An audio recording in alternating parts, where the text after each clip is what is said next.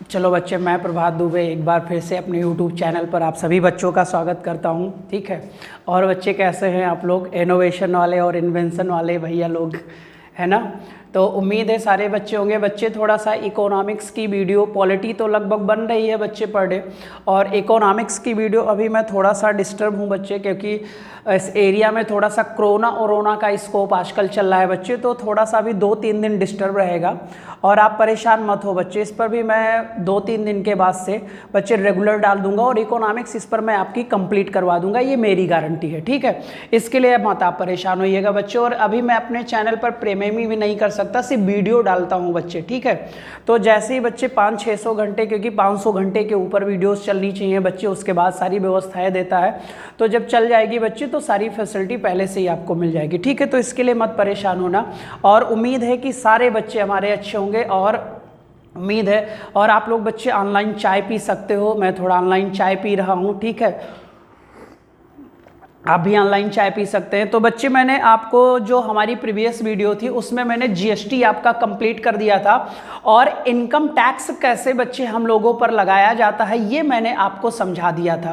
Clear हो जाएगा। प्रत्यक्ष कर हम लोग कर रहे थे, डायरेक्ट टैक्सेस पढ़ रहे थे, और डायरेक्ट टैक्सेस में मैंने इनकम टैक्स के बारे में आपको बताया था कि कैसे इनकम टैक्स बच्चे लगाया जाता है। इनकम टैक्स बेटा फुल अमाउंट पे नहीं लगाया जाता। क्लियर हो जाएगा। इनकम टैक्स का बच्चे गवर्नमेंट एक स्लैब बनाती है, उस स्लैब के अकॉर्डिंग बच्चे इनकम टैक्स हम पर अधिरोपित किया जाता है। इनकम टैक्स बच्चे किसी अन्य व्यक्ति पर ट्रांसफर नहीं किया जा सकता, जिस पर लगाया जाता है उसी व्यक्ति को देना क्या होता है, अनिवार्य। जैसे मैं इनकम टैक्स के दायरे में आया तो हमें ही इनकम टैक्स पे करना होगा, आप इनकम टैक्स नहीं पे करोगे।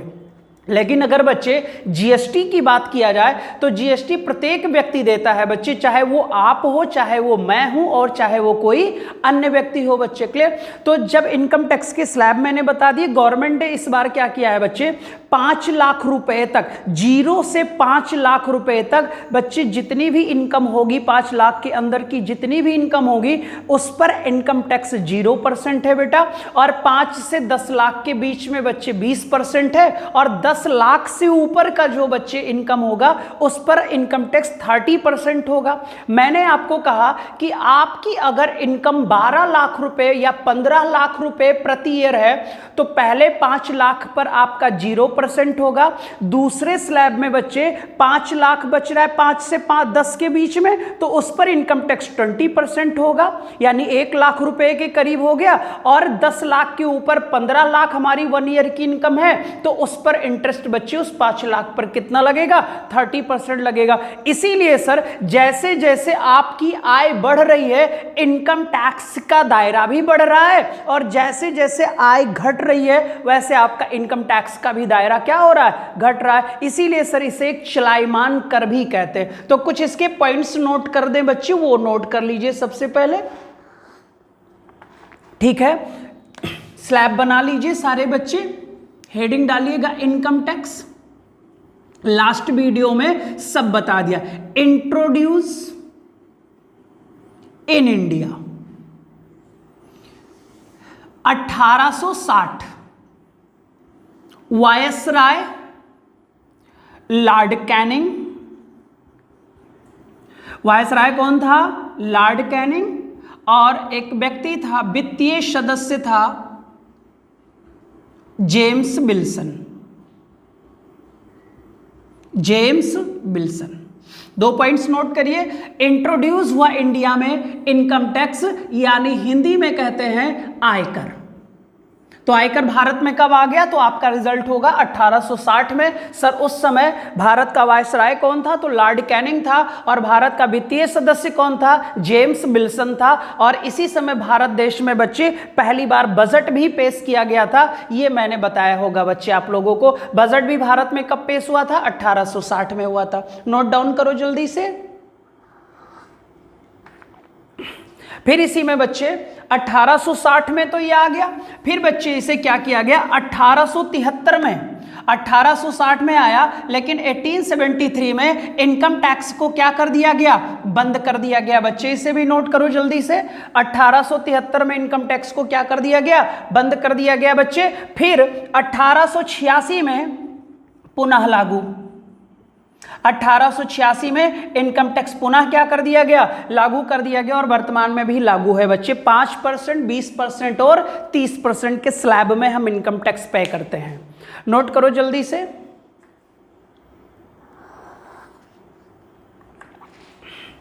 फिर अगला पॉइंट होगा आयकर में बच्चे, इंडिविजुअल इनकम पर लगाया जाता है। इंडिविजुअल इनकम पर लगाया जाता है। इंडिविजुअल इनकम पर लगाया जाता है कौन सा टैक्स? तो आपको पता होगा सर, इनकम टैक्स।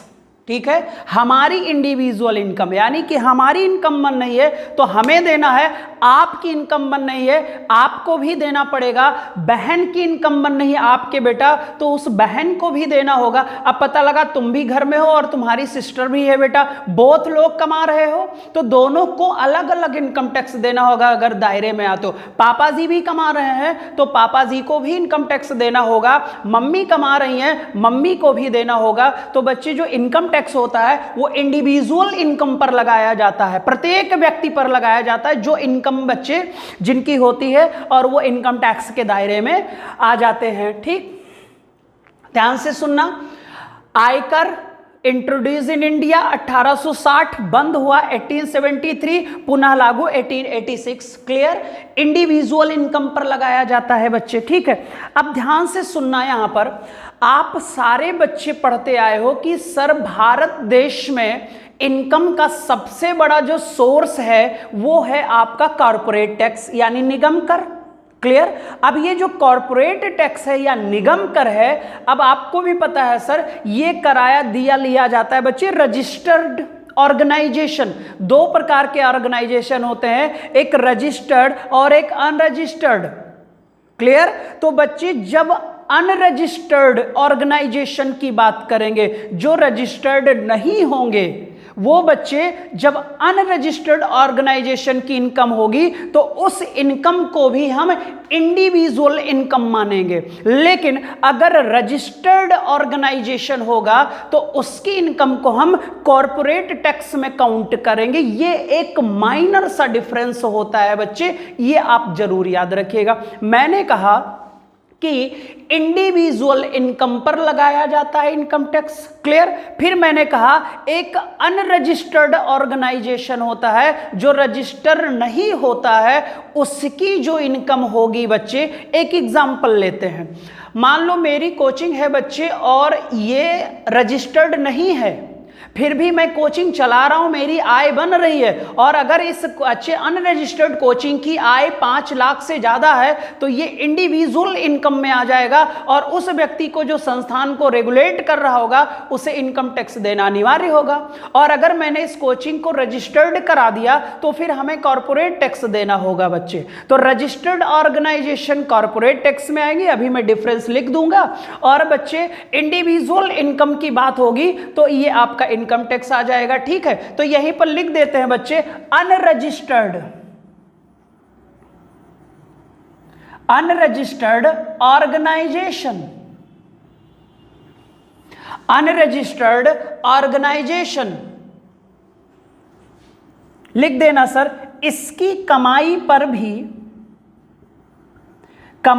भी इनकम टैक्स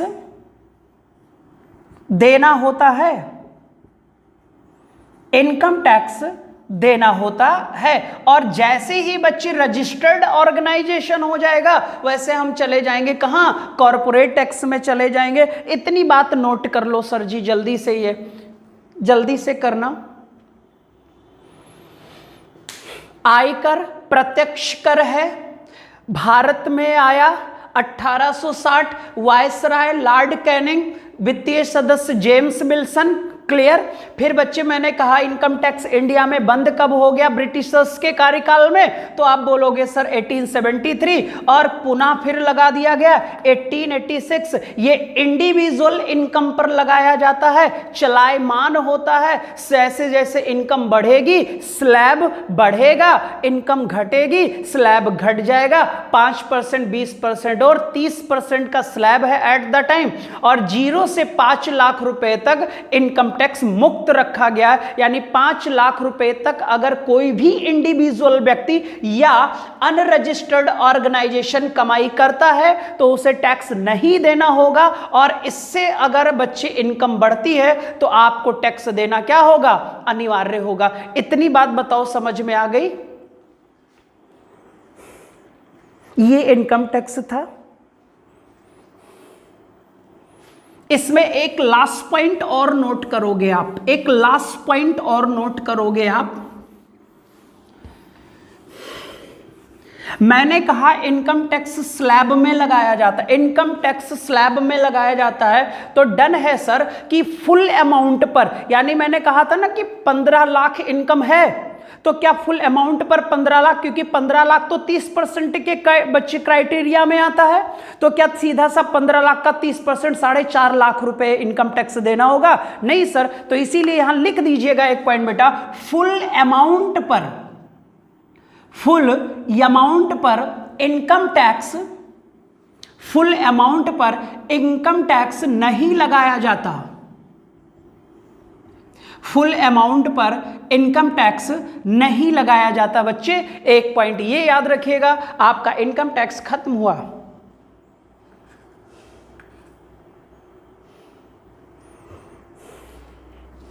जीएसटी फिनिश, अप्रत्यक्ष कर था। हम लोग बच्चे सरकार की आय पढ़ रहे हैं, बजट में गवर्नमेंट इनकम पढ़ रहे हैं, इनकम पढ़ रहे हैं, अभी एक्सपेंडिचर भी पढ़ना है इसमें कुछ टैक्सेस के बाद। ये आपकी इनकम टैक्स थी बच्चे। अगला हेडिंग डालेंगे, इनकम टैक्स के बाद सबसे इंपॉर्टेंट टैक्स होगा corporate tax. Corporate tax, corporate tax Hindi में कहेंगे निगम कर। कॉर्पोरेट टैक्स निगम कर बच्चे, निगम कर। यहां पर लिखिएगा, डायरेक्ट लिख दीजिए बच्चे, यहां पर रजिस्टर्ड ऑर्गेनाइजेशन को रखा जाता है। यहां पर रजिस्टर्ड ऑर्गेनाइजेशन को रखा जाता है। अगर बच्चे मैं तुरंत यहीं पर एक क्वेश्चन पुट कर दूं इस क्लास से और कहूं एक चीज बताओ, अनरजिस्टर्ड ऑर्गेनाइजेशन पर की या अनरजिस्टर्ड ऑर्गेनाइजेशन की इनकम पर कौन सा टैक्स लगेगा? तो आप रिजल्ट लगाओगे सर इनकम टैक्स लगेगा। मैं कहूंगा सर रजिस्टर्ड ऑर्गेनाइजेशन को कहां रखा जाता है, तो रिजल्ट आप लगाओगे सर कॉर्पोरेट टैक्स में रखा जाता है बच्चे, कॉर्पोरेट टैक्स में रखा जाता है। क्लियर हो जाएगा। दूसरा पॉइंट इसका नोट कर लो, सरकार की कमाई का मेन सोर्स, सरकार की कमाई का मेन सोर्स होता है कौन? तो आपका रिजल्ट होगा सर बहुत बड़ा हिस्सा लाता है कमाई का। टोटल इनकम में सबसे बड़ा अगर कोई टैक्स अपना रोल पे करता है तो उसका नाम क्या होगा? निगम कर होगा। सर जी नोट करो जल्दी से। बस इतना याद रखना कि एक अनरजिस्टर्ड ऑर्गेनाइजेशन और एक registered organisation, unregistered income tax, registered organisation corporate tax. Clear? जल्दी से कर लेना। और इस पर फ्लैट रेट का सिस्टम होता है बच्चे, फ्लैट रेट का सिस्टम होता है, फ्लैट रेट का सिस्टम होता है। और वर्तमान में बच्चे ये 20 से 25% है, ये एट द टाइम है। वर्तमान में निगम कर बच्चे कितने में है? 20 से 25% है। ये फ्लैट रेट है बच्चे, घटता बढ़ता रहता है। इतना याद रखना सर जी कॉर्पोरेट टैक्स में, बस इतना ही है। बस याद रखना ये एक प्रकार का डायरेक्ट है कि इनडायरेक्ट, तो रिजल्ट आपको पता है सर, हम प्रत्यक्ष कर पढ़ रहे हैं। डायरेक्ट टैक्स, इनकम टैक्स क्या है? डायरेक्ट है। निगम कर क्या है? डायरेक्ट है। सरकार की कमाई का मेन सोर्स कौन सा टैक्स है? कॉर्पोरेट टैक्स है। टोटल इनकम की, गवर्नमेंट की इनकम में सबसे बड़ी इनकम जो लाता है बच्चे, वो कौन सा टैक्स लाता है? निगम कर लाता है। फ्लैट रेट निर्धारित होता है सर, और एट द टाइम वर्तमान में है बच्चे 20 से कितना परसेंट? 25% है। ये आप याद रखेंगे बच्चे। ठीक है, अब आपका कॉर्पोरेट टैक्स भी फिनिश हो गया और इनकम टैक्स भी फिनिश हो गया, जीएसटी भी मैंने फिनिश कर दिया। ठीक है, अब जो तीसरा कर होगा बच्चे हमारा tax on wealth and capital, tax on wealth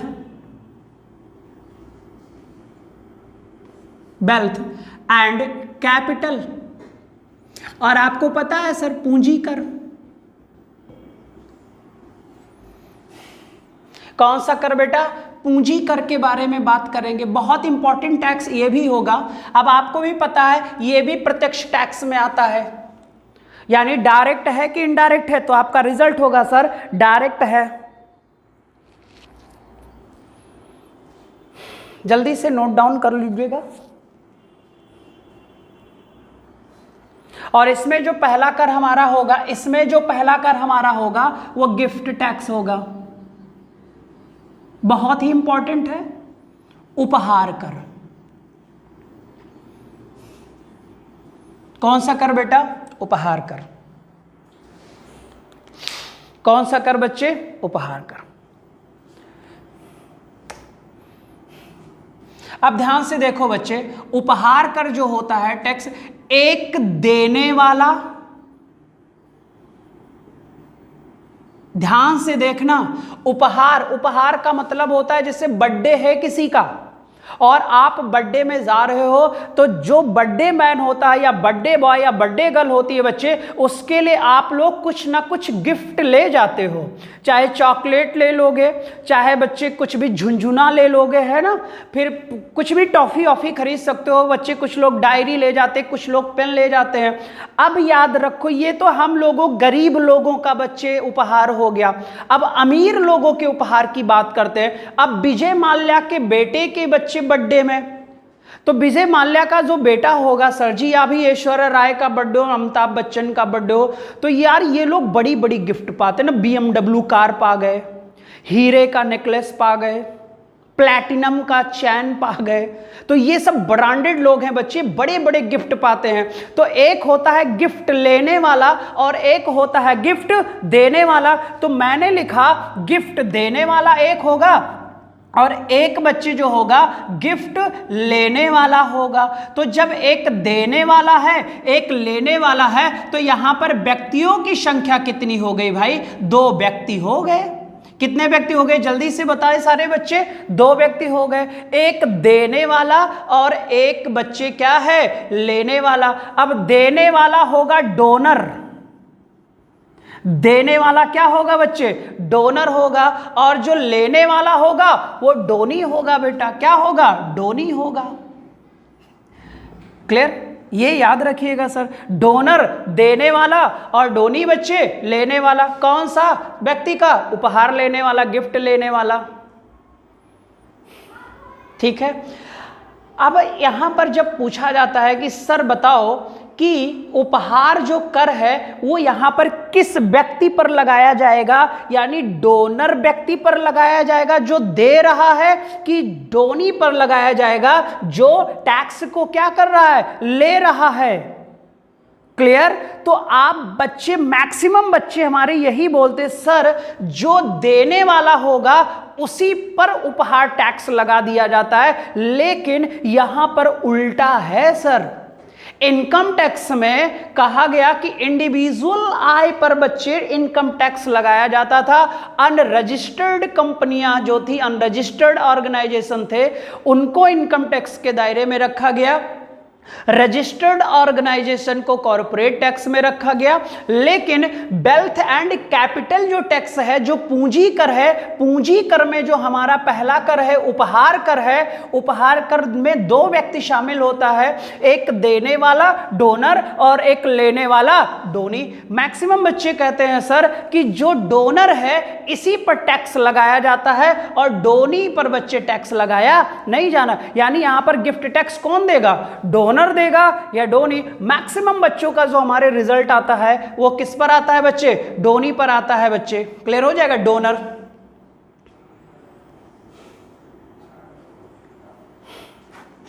note कर लो इतना।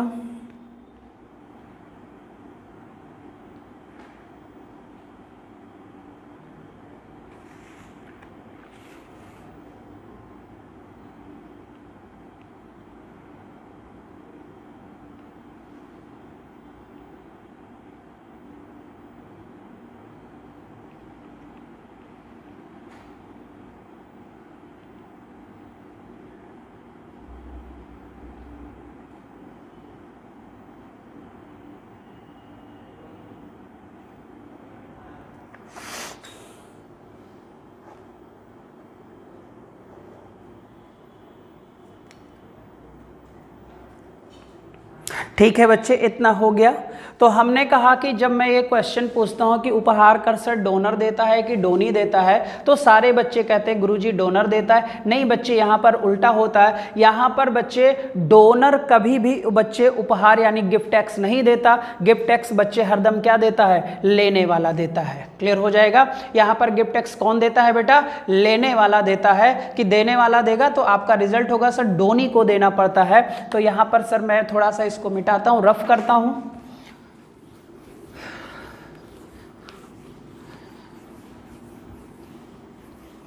फिर से इसको दो भागों में बांट लीजिए। डोनर देने वाला, ड्रोनी लेने वाला। लिख देना बच्चे, गिफ्ट टैक्स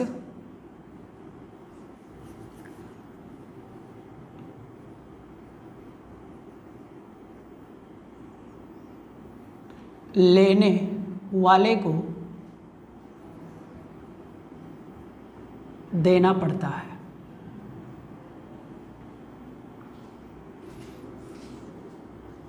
नहीं देना पड़ता, नहीं देना पड़ता। किसको बेटा?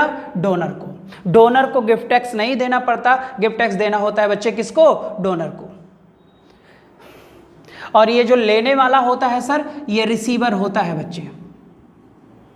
किसको देना पड़ता है? रिसीवर को गिफ्ट टैक्स देना पड़ता है बच्चे। डोनर को गिफ्ट टैक्स नहीं देना पड़ता। नोट कर लो जल्दी से।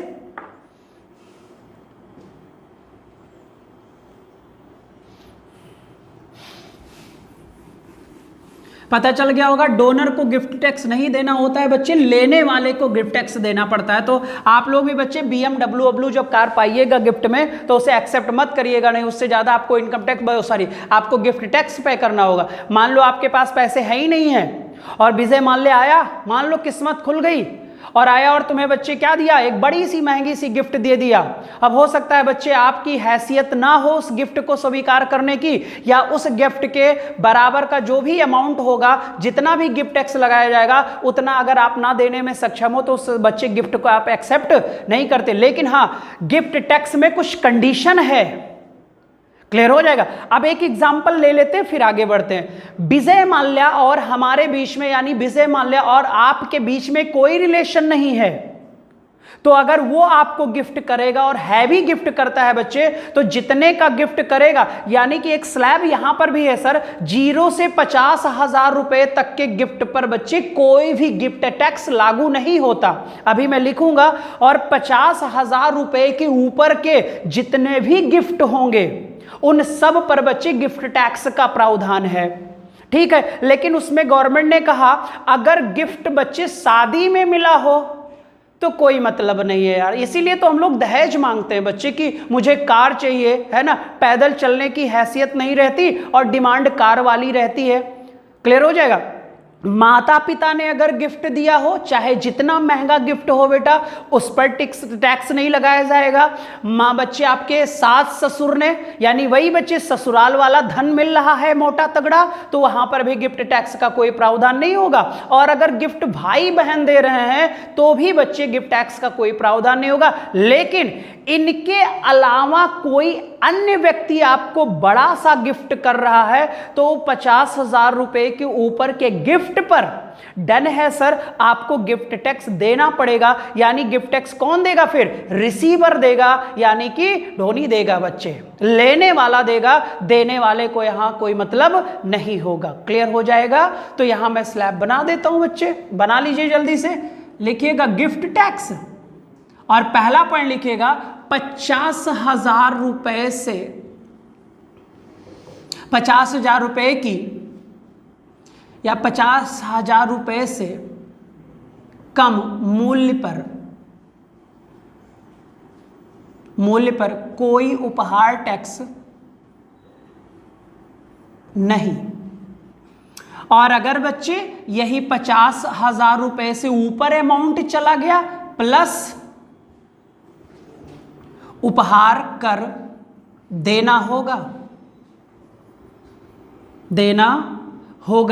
जितने का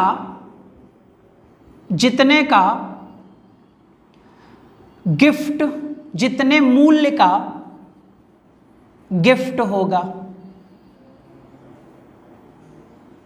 ठीक है, कितने हजार से ऊपर 50, और 50,000 रुपए से कम पर कोई भी उपहार टैक्स नहीं लगाया जाएगा। नोट करो जल्दी से, नोट करो जल्दी से सारे बच्चे।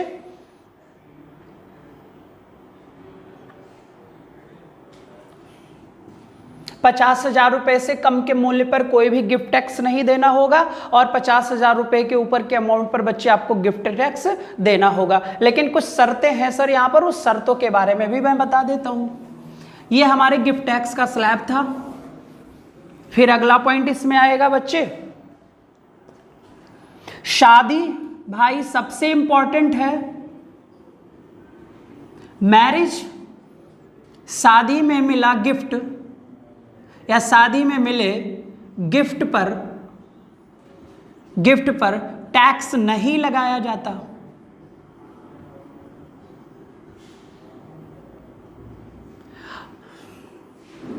लगाया नहीं जाता बच्चे।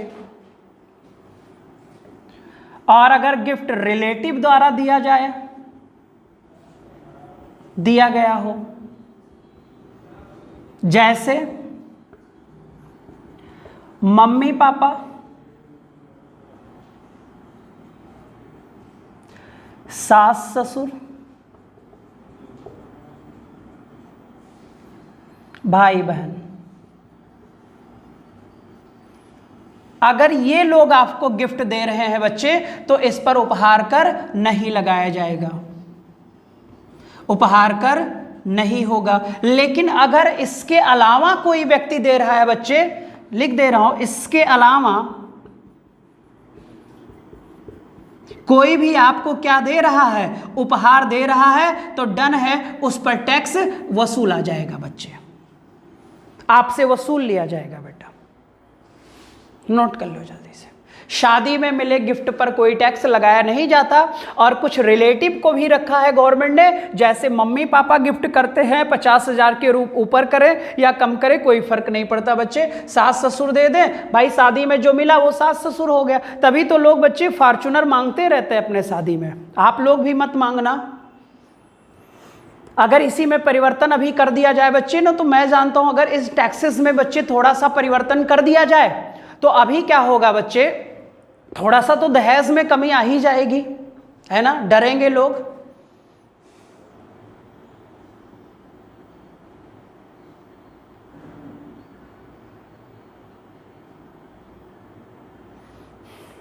ठीक है, ये भी आपका खत्म हुआ।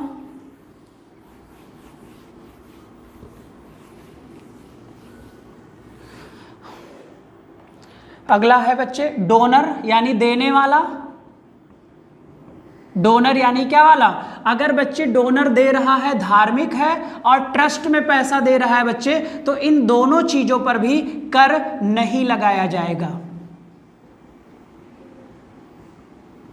कर नहीं लगाया जाएगा। तो ये जो डोनर होगा ये किसको देगा, डोनी को ही तो देगा बच्चे। और मैंने कहा था कि ये कर लगाया जाता है किस पर, लेने वाले पर लगाया जाता है बच्चे। तो अगर लेने में मिल रहा है धार्मिक, क्या मिल रहा है, कितना भी हो बच्चे, हैवी अमाउंट हो कोई फर्क नहीं पड़ता, धार्मिक हो या ट्रस्टी हो बच्चे, ठीक है, चैरिटेबल हो, तो इस पर भी कर नहीं लगाया जाता,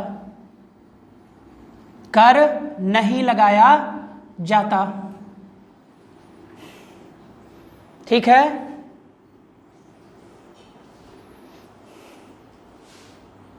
आर्टिकल 27, धार्मिक कर से फुर्सत मिली है हम लोगों को, है ना। अब यहां पर एक एरर पॉइंट आएगा, आप ध्यान से सुन लेना। अगर कोई बच्चे किसी भी धार्मिक ट्रस्ट का या किसी का कोई पंडित जी महाराज है या पुरोहित हैं, अगर उनकी इंडिविजुअल इनकम बन नहीं है और वो 5 लाख से ऊपर की जा रही है, तब उस पुरोहित से बच्चे इनकम टैक्स वसूला जाएगा। उसे बच्चे हम धार्मिक यानी रिलीजियस नहीं मानेंगे बच्चे, उसे हम धार्मिक नहीं मानेंगे। तो लिख देना यहां पर, पुजारी अगर इनकम टैक्स के दायरे में आएगा तो उससे तो उससे यह कर लिया जाएगा, यह कर यानी यह टैक्स लिया जाएगा, यह टैक्स लिया जाएगा। नोट कर लो। इंडिविजुअल बात किया मैंने, पुजारी जी यहां पर इंडिविजुअल हैं।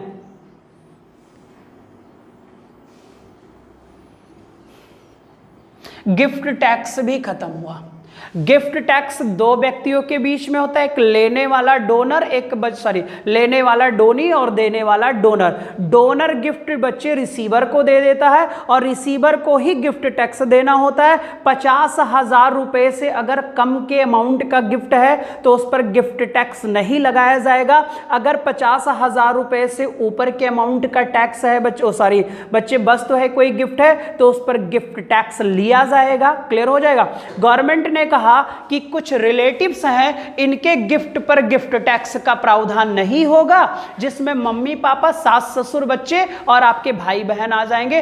अन्य कोई भी व्यक्ति अगर 50,000 रुपए के ऊपर के अमाउंट का आपको गिफ्ट करता है तो उस पर गवर्नमेंट कौन सा टैक्स वसूल करेगी? गिफ्ट टैक्स वसूल करेगी। अगर डोनर धार्मिक बच्चे क्षेत्र में रिलीजियस जाता है, ट्रस्ट चैरिटेबल है, तो भी कर का प्रावधान नहीं है। और डोनर हरदम देता है किसको? डोनी को। तो यहां पर दो चीजें जो सेम है सेम हो जाएगा, इन पर टैक्स का कोई प्रावधान नहीं। लेकिन अगर किसी मंदिर का पुजारी अपनी इनकम बच्चे इंडिविजुअल इनकम बहुत ज्यादा कर रहा है और उसकी इंडिविजुअल इनकम अगर इनकम टैक्स के दायरे में आ जाएगी तो फिर उसे बच्चे टैक्स देना होगा। एक और छोटा सा टैक्स है वो भी निपटा लो तो फिर ये टॉपिक फिनिश। अगला हेडिंग गिफ्ट टैक्स हो गया। वेल्थ टैक्स 2 मिनट और लगेगा, जल्दी से निपटा लो बच्चे। Wealth tax, wealth tax heading डालो। वेल्थ टैक्स पूंजी कर,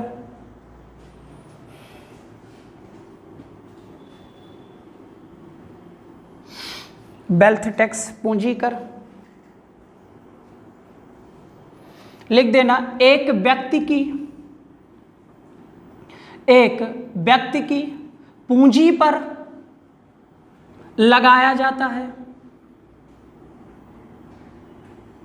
एक व्यक्ति की किस पर बेटा? पूंजी पर लगाया जाता है।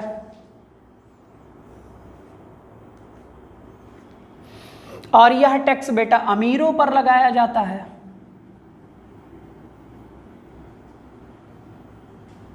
गरीबों के लिए नहीं है सर। मुकेश अंबानी, विजय माल्या जैसे लोगों पर लगाया जाता है बच्चे। अमीरों पर लगाया जाता है, जैसे किसी के बाद बहुत ढेर सारा सोना हो तो ये पूंजी है। मैंने पूंजी में बताया था आप लोगों को, इन्वेस्टमेंट है, निवेश है,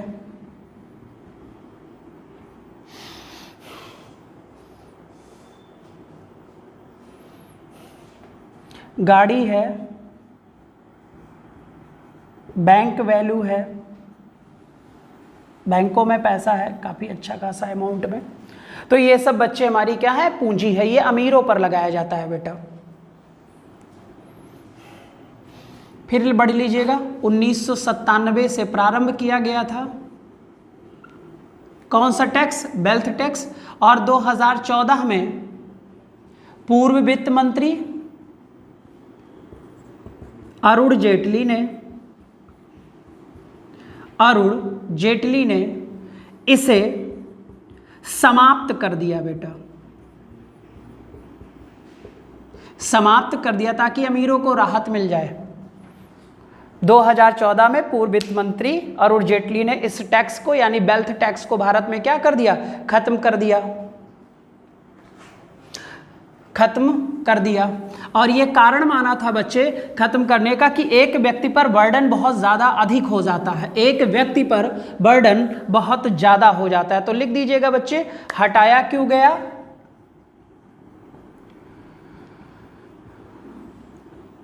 एक व्यक्ति पर बर्डन, बोझ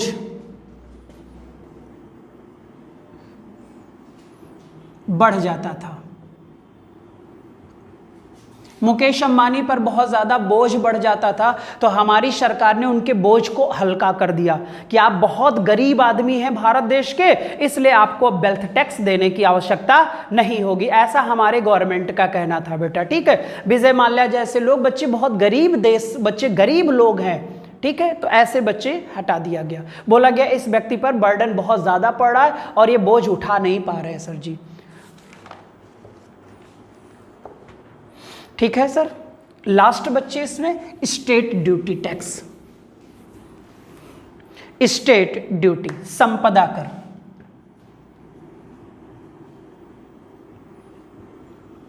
संपदा कर। इनहेरिटेंस होता है बच्चे, पीढ़ी दर पीढ़ी पढ़ते आए हो, पीढ़ी दर पीढ़ी। जैसे बच्चे बाबा के पास जो संपत्ति थी वो पापा को मिल गई और पापा से वो संपत्ति हम पर मिल गई बच्चे, हमें मिल गई, तो ये जो संपदा आ रही है बच्चे पीढ़ी दर पीढ़ी इनहेरिटेंस कंडीशन में आ रही है, इसी पर जो टैक्स लगाया जाता है वो हमारा कहलाता है क्या, स्टेट ड्यूटी, यानी बच्चे संपदा कर। तो लिख देना बच्चे, दादा पापा की प्रॉपर्टी, दादा बाबा की प्रॉपर्टी हमारे नाम हो रही है, हमारे नाम हो रही है, उस पर लगाया जाता है, उस पर लगाया जाता है। ये हमारा होता है बच्चे क्या, संपदा कर होता है बच्चे, इसे स्टेट कहते हैं, ठीक है, इसे स्टेट कहते हैं। आज के लिए इतना ही रखूंगा बच्चे, और उसके बाद इसमें 2-3 टैक्सेस और बचे हुए हैं, उसको फिनिश कर देंगे बेटा। अब हमारी इनकम खत्म हो गई। और हाँ, एक रिक्वेस्ट बच्चे, जितनी भी वीडियोस मैंने डाली है ये सीरीज बन रहा है सर, तो अगर प्रीवियस वीडियो नहीं देखोगे तो आपको आने वाली कल की वीडियो समझ में नहीं आएगी बेटा। मैंने इनकम टैक्स बच्चे प्रीवियस वीडियो में एक्सप्लेन कर दिया था, आज मैंने उसे संपूर्ण तरीके से लिखा दिया। गिफ्ट टैक्स बता दिया, स्टेट टैक्स बता दिया बच्चे, क्लियर ड्यूटी टैक्स भी बता दिया और कॉर्पोरेट टैक्स भी बता दिया, ठीक है। अब हमें शेयर मार्केटिंग पर जो टैक्स लगता है उसके बारे में बात कर लेनी है, उसके बाद हमारा टैक्स का सिस्टम आए खत्म हो जाएगा। फिर बच्चे रिवीजन थोड़ा सा करा देंगे और उसके बाद बच्चे हम अब एक्सपेंडिचर की बात करेंगे कि हमारे सरकार के पैसे खर्च कहां कहां होते हैं, ठीक है। तो इतनी बात है। चलो बच्चों, आज के लिए इतना ही, और उम्मीद है सारे बच्चे कोविड-19 से बचे रहो। और मैंने कहा कि बच्चे थोड़ा सा कोरोना का स्कोप बढ़ रहा है मार्केट में, तो फिर थोड़ा सा जितना भी चीज़ें मिल जाए उसी से अभी काम चलाते रहिए सर, ठीक है, और रेगुलर हो जाएगा, ठीक। चलो, और उम्मीद है सारे बच्चे बहुत ही अच्छे होंगे। चलो बाय बाय, टेक केयर, और सारे लोग अपना केयर रखो बच्चे, ठीक है, बाय बाय।